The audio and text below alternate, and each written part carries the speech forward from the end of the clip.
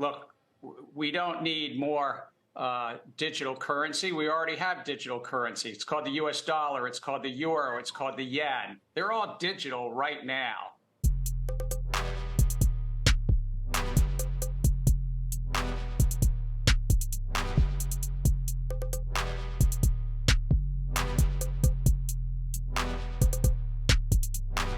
This morning, Brad Garlinghouse had a live stream in London, basically explaining where we are today. I can't claim that this is clarity, but it does show the market manipulation. So let's jump right in.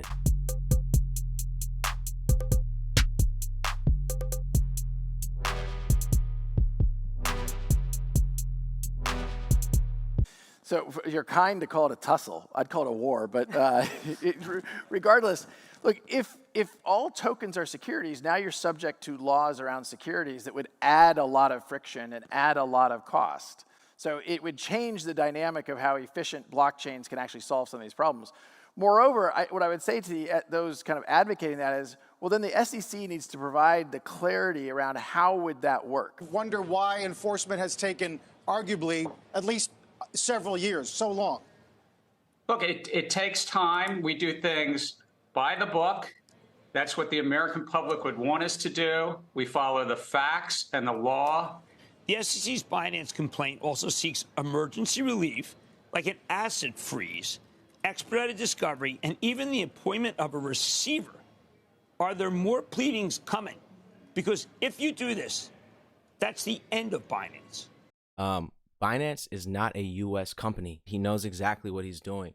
So he can go after Binance all he wants. CZ is not going to even sweat this. We're going to see one winner. And I think it's already clear who the winner is. The U.S. government uses Coinbase to onload crypto. So we have to ask ourselves, why is this happening? Are other countries able to get this done? The answer is yes. Why is the most developed country in the world dragging their feet? Right now, where would XRP trade? You can't list it on the NASDAQ.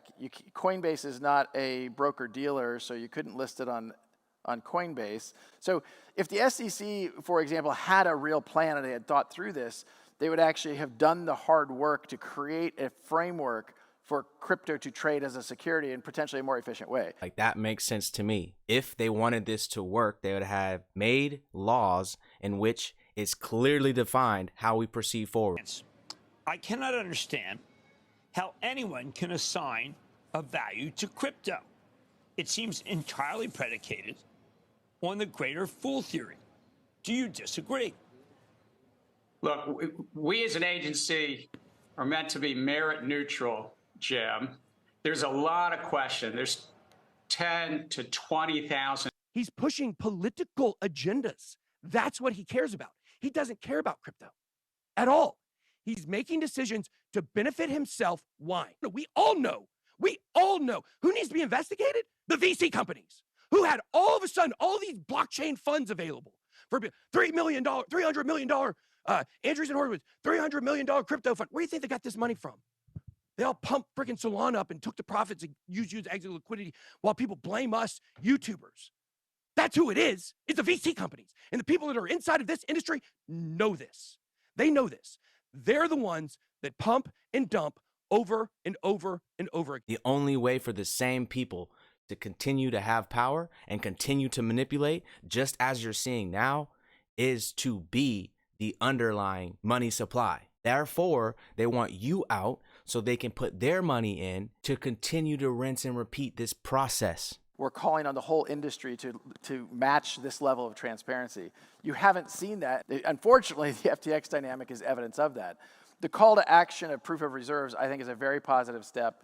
Should we have governments mandate it in some way? Different governments are going to handle this differently. I do think there's a risk that people look at FTX as a crypto-specific problem. I mean, if you believe what is reported, and I don't know exactly what to believe right now, but this is a fraud. This is and the people that are inside of this industry know this. This is a fraud.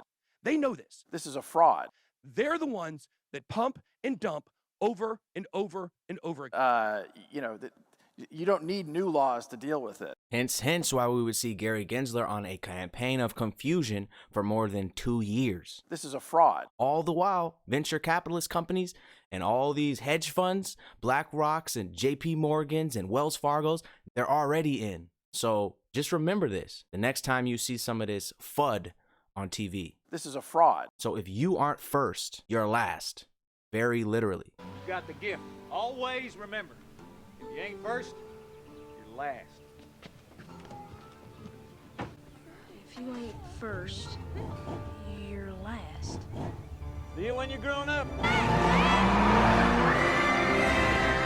Now, look, the reality is, I think it's extremely clear, even by the law in the United States, and actually I'll digress by pointing out something I think I said on Squawk Box this morning. The only country on the planet that thinks XRP is a security is the United States. Globally, and here in the UK, we can operate with clarity, and the reason why our business has grown so much outside the United States is because you have countries like Japan, Singapore, the UK, Switzerland, Abu Dhabi, UAE, who have made it clear, and therefore companies and Ripple and other entrepreneurs can build in those environments with clarity about what the rules are. If you ain't first, you're last. In the United States, the SEC, I think, has really just tried to do a power grab and extend what the law says. So it'll be interesting to see how different governments react to this. And I do think we should, as a global community of crypto enthusiasts and interested parties, we want that regulation. That actually helps us. But what we need is clear regulation, which the United States obviously has not been leading. Look, we don't need more digital currency. We already have digital currency. It's called the US dollar. It's called the euro. It's called the yen. They're all digital right now.